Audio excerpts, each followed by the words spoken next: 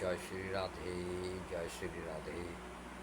ও আমার গৌর ভক্ত, ও আমার কৃষ্ণ ভক্ত, শত শত কোটি প্রণাম জানাই।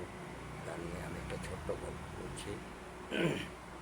তো অনেক দিন ধরে গল্প করিনি, আর অনেক দিন ধরে আমি ফেসবুকে মানে এবারে ছোট ছোট গল্প ইউটিউবে ছাড়বো।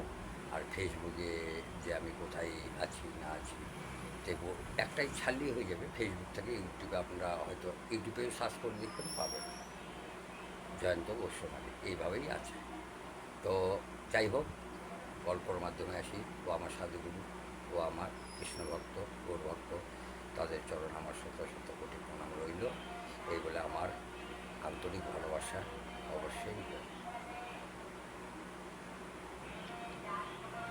তো এক রাজার বাড়ির পাশে এক নিতাই নাম বলে ছেলে ছিল।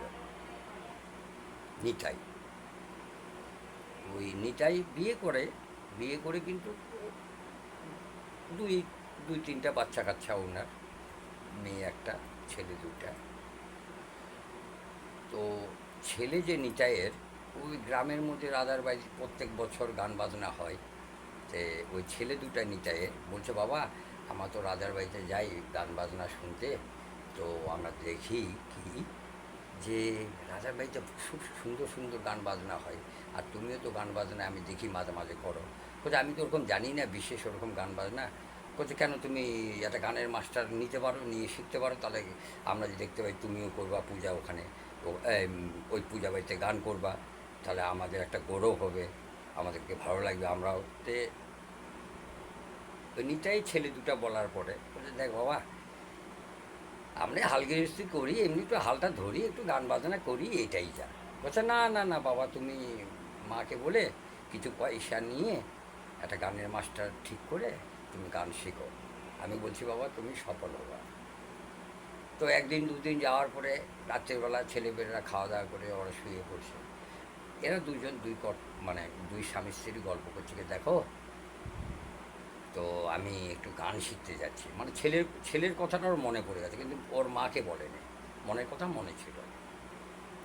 তো বলছে, আমি একটু গান শিখবো, তো তুমি আমাকে কিছু পয়সা দিও, তো আমি গানের মাস্টার ধরে আমি গান শিখবো। বলছে, ওগুলো তুমি হাল বাও, তোমার গানে এমনি কোনো সুর ফুর নাই, কখনো ছাগলের মতন চিল্লাও, কখনো ভেড়ার মতন চিল্লাও, ও হবে না। তুমি যা করছো ওটাই করো। বলছে, না না না না, একটু আমার খুব শখ ছিল, অনেক তো কেউ করে দেখলাম, একটু গান শিখে দেখি, আর সত্যিকারে গান বাজনা করলে একটু ভালো লাগে। তো এই কথাটা বলা হতে হতে কেমন করে হোক ওনার গিন্নি রাজি হয়ে গেছে। তবে দেখো কত নিতে পারে। কত কত নিবে? 3,000 টাকা হয়তো নিতে পারে। বলছে, কি? বলছে, একটা গান 3,000 টাকা? বলছে, হ্যাঁ, একটা গানই 1 মাস ধরে শিখাবে, তো 3,000 টাকা মাস। তে আচ্ছা, তাহলে ঠিক আছে, দেখি দেখি বলে এবার পরের দিন সকালে গিয়েছে। হয়ে যাওয়ার পরে ও তো ওদিন আর কি হাল ফাল দিতে হবে না, মানে জল ছাড়ে দিয়ে আর ওখান থেকে মানে যাচ্ছে আর কি, ওই 3,000 টাকা নিয়ে, মানে ওনার জমি দিয়ে যাচ্ছিল।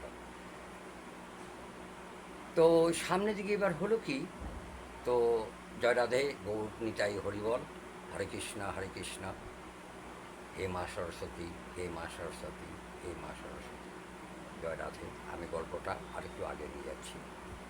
জয় রাধে, জয় রাধে, জয় রাধে।